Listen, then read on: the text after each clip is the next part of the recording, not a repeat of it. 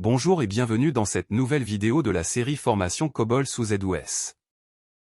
Dans cette séance on va parler des instructions accept et display. Commençons par l'instruction accept. Cette instruction permet d'introduire des données provenant généralement du clavier dans une variable utilisateur. Pour les données numériques, les caractères saisis sont cadrés à gauche à l'écran. Le compilateur n'affiche pas automatiquement le caractère décimal, point, lors de la saisie. Le compilateur ne complète pas avec des espaces ou des zéros quand tous les caractères ne sont pas saisis.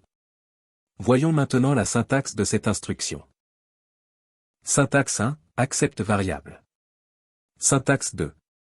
Accept variable from day. Date. Day of week. Time. Date, une variable à 6 chiffres représentant la date système au format AMMJJ. DAY, une variable d'image à 5 chiffres représentant la date système au format AJJJ, JJJ égale numéro jour dans l'année. DY of week est une variable d'image 9 représentant le numéro du jour dans la semaine, 1 égale lundi, 7 égale dimanche. Time est une variable d'image à 8 chiffres représentant heure, minute, seconde, centième. Passons maintenant à l'instruction display. Cette instruction permet d'afficher des données et ou des littéraux sur écran. Cette instruction n'est pas l'instruction privilégiée de sortie du langage COBOL, mais elle est très facile à utiliser pour débuter. Syntaxe. Display variable littérale. Voici un exemple d'utilisation.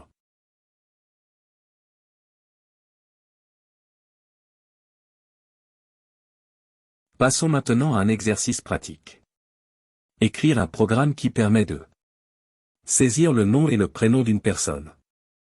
Récupérer la date système. Afficher le nom, le prénom et la date système sous la forme jour, mois, année. Résultat attendu.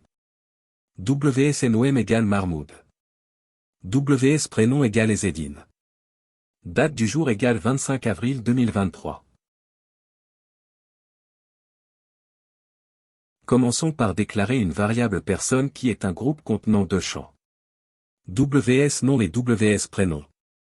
Chacun est de type alphanumérique et de taille 10 caractères. Ensuite, on déclare une variable WS date de taille 8 chiffres pour stocker la date système sous la forme année, mois, jour. Une autre variable de taille 10 pour stocker la date sous la forme jour/mois/année. Une variable WSDAT de type alphanumérique pour stocker la même valeur que WS et par la suite séparer les valeurs du jour, du mois et de l'année.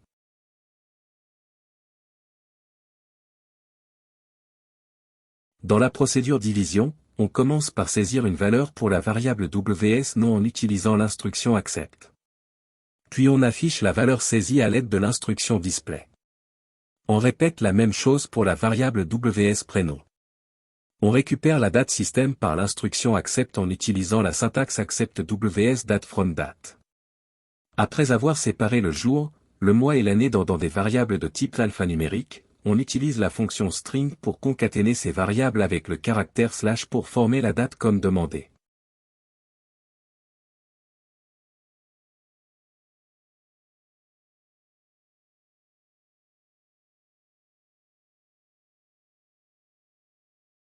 Passons maintenant à la compilation et à l'exécution du programme en utilisant un JCL et voyons le résultat affiché.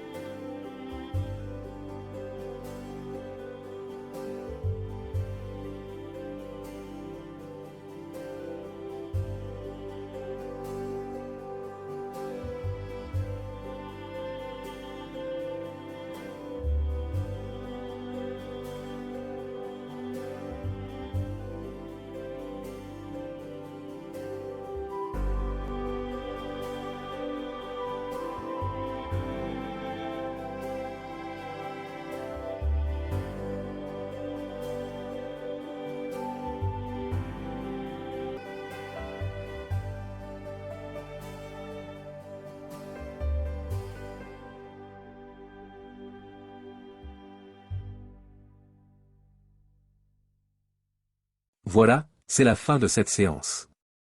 À très bientôt, pour la prochaine vidéo.